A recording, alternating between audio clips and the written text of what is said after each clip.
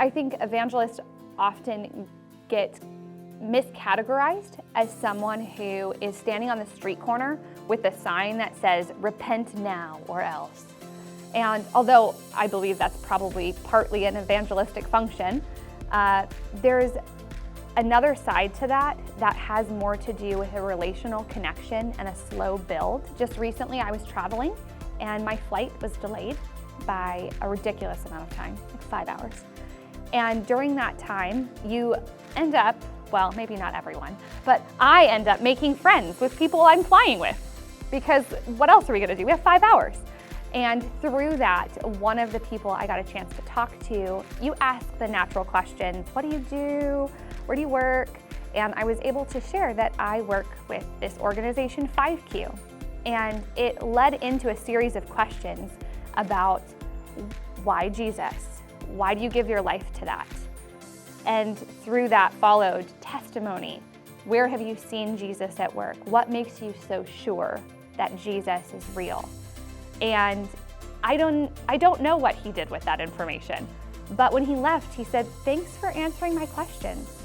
And as he got on the plane, it was like, "Bye, friend."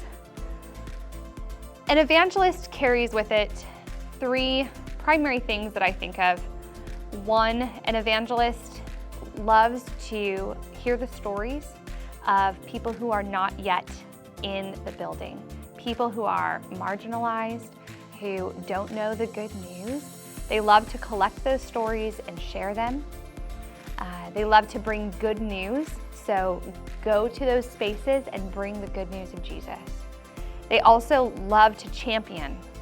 I often find myself championing new ideas. When we come out with new content or a new exciting thing that we're doing, I love to get and collect people to come onto that cause. The third way is inviting. So not only do I love to go and hear the stories and champion new things, but I love to invite people into the community that I'm a part of, invite people into new spaces.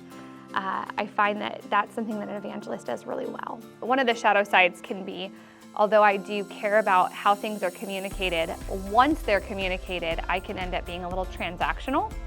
I said the thing, I communicated, and then kind of drop off in terms of relationship and even in some discipleship spaces. I can champion new things, but not follow up with how that's going.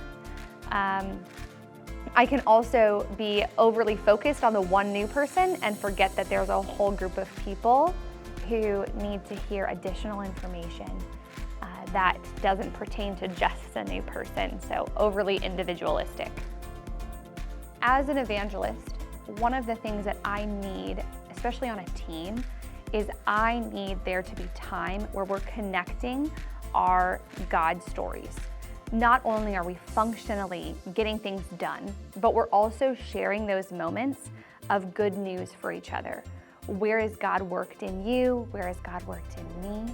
It helps to bond us together, and it helps me to know how I can connect you with other people in my network, because I now understand you and I understand your heart, and I can feel safe bringing people into that space because we've connected in a way that's beyond just a functional or transactional relationship.